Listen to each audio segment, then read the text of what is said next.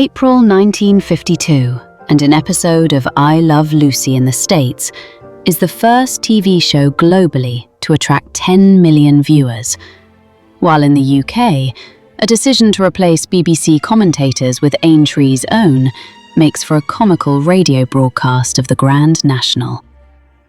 The opening phase of the Gridball season has produced little surprise in the two favourites, Middlesex and Birmingham, winning their opening 2 games to top the table.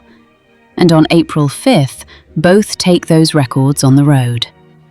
Birmingham are first up in London, where they get their first taste of Joan Wallace as she scores the only goal of the game on 9 minutes. That evening, Middlesex travel across London to visit Essex, where they fall behind to Ira Cordell in the second minute.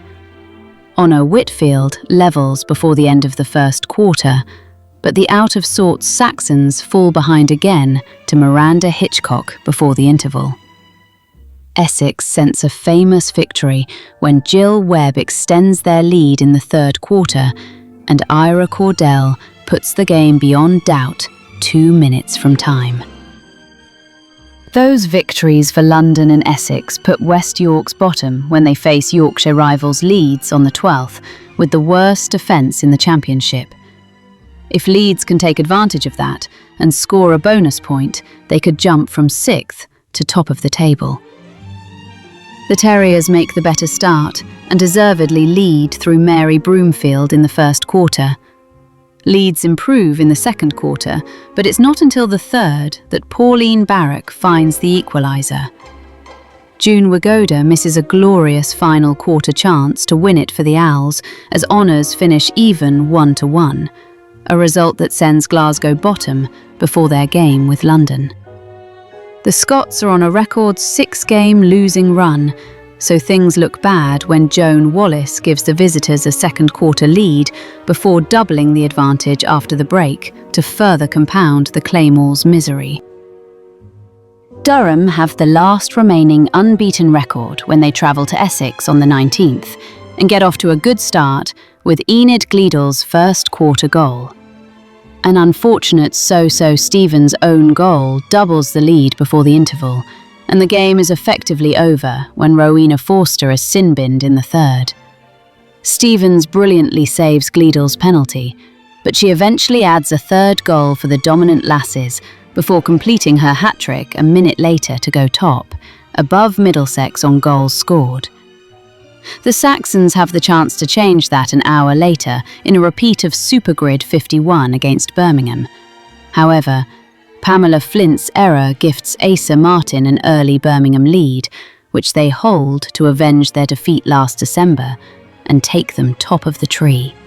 On April 26th, unbeaten Durham face in-form London, with the chance for either to end the month in pole position, with the Limeys forced into one change as Patricia Windsor returns in attack for Eutha Feldman.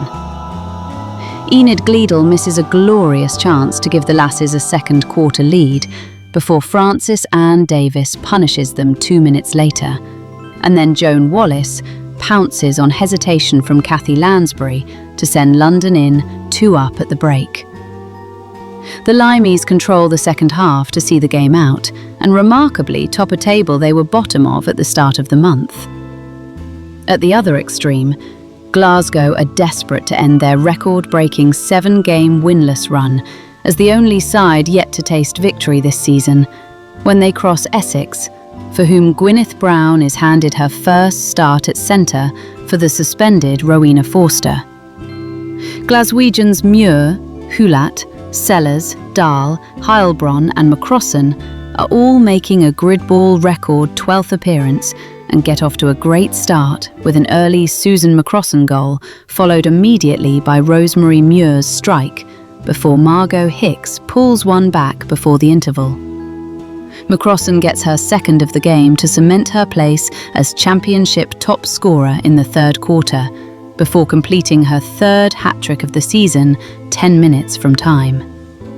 Jenny Dahl adds a fifth before debutante Brown scores a late consolation for the Blades.